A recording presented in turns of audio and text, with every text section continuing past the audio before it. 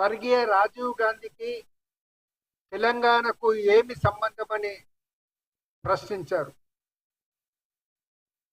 ఆయనకు మతి ఉండి మాట్లాడుతున్నాడా, మతి తప్పి మాట్లాడుతున్నాడా అర్థం కావటం లేదు. ఆయన చేసిన వ్యాఖ్యలు కేటీఆర్ అహంకారానికి, బలుపుకు నిదర్శన మాట మనం చేస్తా ఉన్నాను. రాజీవ్ గాంధీ గారిపై కేటీఆర్ చేసిన వ్యాఖ్యలను కాంగ్రెస్ పార్టీ తీవ్రంగా ఖండిస్తుంది. కేటీఆర్ తన వ్యాఖ్యలను ఉపసరించుకొని బహిరంగ క్షమాపణ చెప్పాలి. రాజీవ్ గాంధీ గారు జాతీయ నాయకుడు,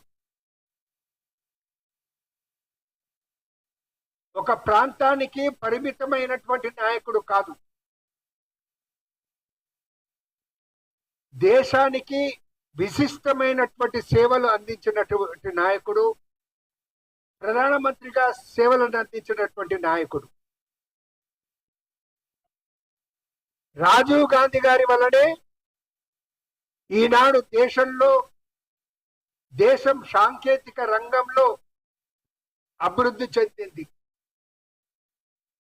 ఈరోజు ప్రతి ఒక్కరు కూడా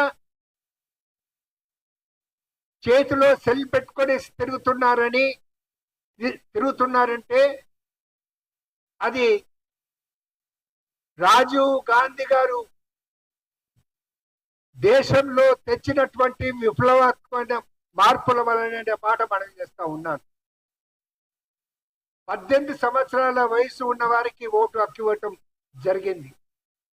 పంచాయతీరాజ్ వ్యవస్థలో కూడా సమూలమైన మార్పులు తెచ్చినటువంటి వ్యక్తి రాజీవ్ గాంధీ గారు.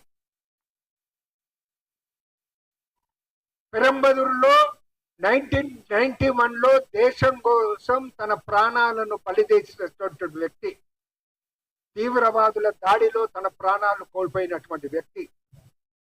అటువంటి నాయకుడిపై కేటీఆర్ వ్యాఖ్యలు అనుచితం. ఒక విషయాన్ని తెలంగాణ ప్రజలు ఎప్పుడు కూడా మర్చిపోరు. 1990లో జంట నగరాల్లో ఆయన చేసిన సద్భావన యాత్ర, 1991లో మత కల్లోలాలు జరిగినప్పుడు ఇంటింటికి వెళ్ళి ప్రజలను పరామర్శించిన విషయాన్ని కూడా తెలంగాణ ప్రజలు మరవరైన మాట మనవి చేస్తా ఉన్నాను. ప్రజలు ఓడించిన కేటీఆర్ ఇది తెలంగాణ ఇంకా తమ జాగీరు అని భావించి మాట్లాడటం జరుగుతుంది. ఆ భ్రమలో నుంచి వారు బయటపడాలని నేను కోరుతా ఉన్నాను. తెలంగాణ ఇప్పటికీ తెలంగాణపై వారికి పేటెంట్ హక్కు ఉండదనుకుంటున్నారు. అది వారి భ్రమ అనే మాట మనవి చేస్తా ఉన్నాం.